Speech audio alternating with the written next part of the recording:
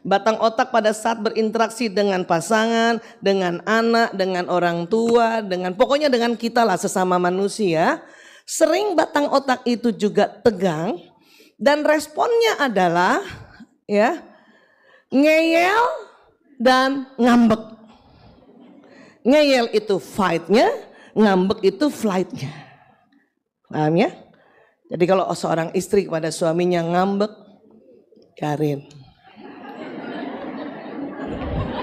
Itu berarti batang otaknya sedang tegang. Suami yang sudah mulai banyak belajar, dia ngerti tuh cara merilekskan batang otak itu. Dia ngerti tuh caranya. Ya, apa caranya? Apa Bu? Siapa yang suaminya kalau lihat ibu lagi ngambek langsung dipeluk, dibelai-belai lehernya? Ada? Ya Allah.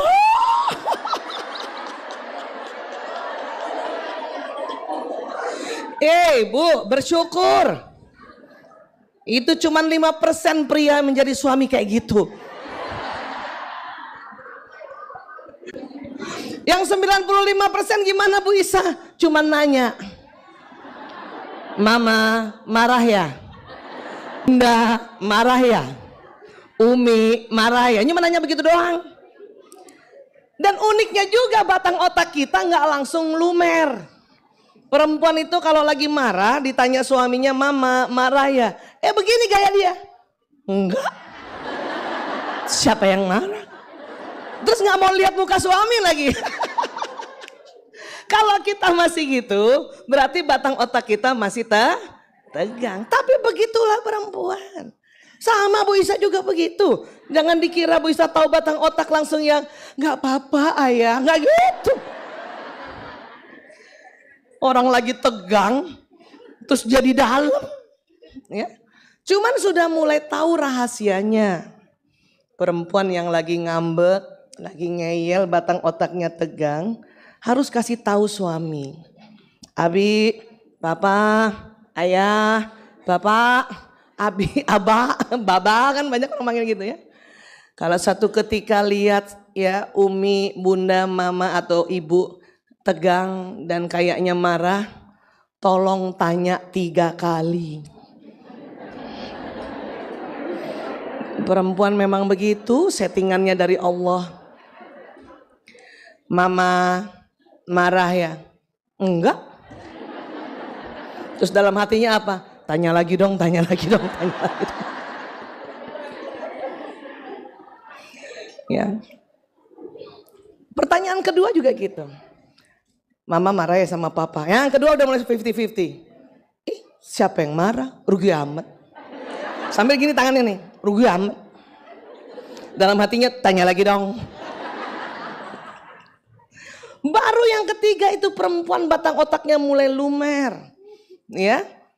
Mama marah sama papa baru tuh. Papa gak pernah ngerti aku.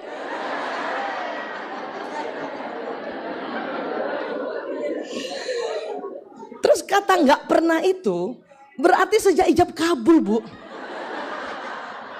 Makanya kadang suami-suami suka kecewa.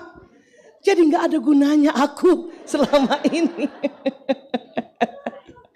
Yang terjadi adalah pada saat kita tidak belajar dan suami tidak belajar dan tidak menginformasikan, laki-laki otaknya nggak kayak gitu. Laki-laki kalau lagi kesel, marah, jengkel dan sebagainya, justru senang menyendiri. Makanya pada saat dia tanya istrinya, mama marah ya? Terus kita bilang enggak. Apa kata suami? Ya sudah, papa pergi dulu. Belum ditanya sampai 3 kali.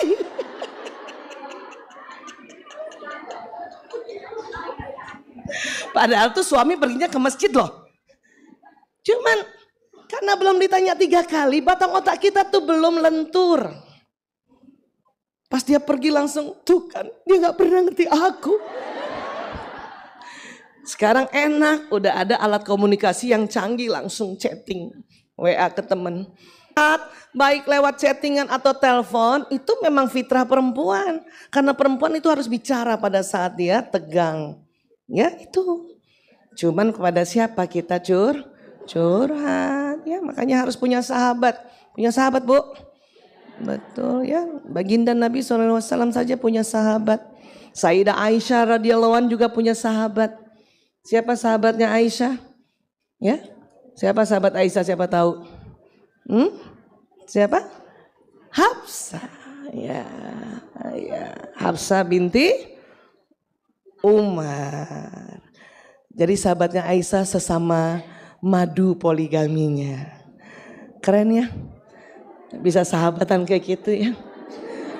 Ibu bisa gak kira-kira? Cepat-cepat kecuali dia minta. Dan jangan juga kita bercerita tentang diri kita. Aku kesel banget sama suami aku. Baru juga dia tanya, udah pergi. Sama. Aku lebih lagi. Siapa yang mau curhat, siapa yang mau denger curhat. Tahan dulu Bu. Karena kalau ada sahabat kita datang curhat, berarti dia yang lagi penuh. Yang batang otaknya juga lagi tegang. Dan dia percaya pada ibu untuk dia bercurhat. Tahan dulu, tahan. Walaupun dalam hati kita, kadang-kadang kita mikirnya, nggak tahu aja lu, gue juga lebih susah gitu. Ya paham ya, tahan dulu, tahan. Nanti kalau tenang, sudah dia tenang, sudah pakai nangis tuh temen curhat. Dan sudah bisa ketawa lagi dan sudah bisa ketawain diri sendiri. Ya salah aku juga sih. Berarti dia sudah rileks, gantian kita yang curhat. Memang begitu. Ya, itu namanya teknik konseling. Cuman kalau kita konselor, kita dilarang untuk curhat dulu. Ya, Bu Isa punya masalah? Punya lah. Apa masalah Bu Isa? Memikirkan masalah-masalah pasiennya. Itu masalah saya. Dan itu bikin pusing. Ya. Dan saya pun harus curhat sama teman-teman terapis dan konselor tanpa menyebut nama pasien atau klien. Ya. Kenapa Bu Isa? Misalnya Mbak Nining itu. Ya gitu dah. Kenapa? Ada ibu-ibu kan gitu ya. Ada si fulana. Ya begini. Itu jadi. Karena perempuan memang harus curhat. Paham ya? Masalah untuk perempuan itu berputar-putar di otaknya sampai dia bisa kemukakan baik tulisan maupun lisan tanpa minta penyelesaian. Itu kita perempuan.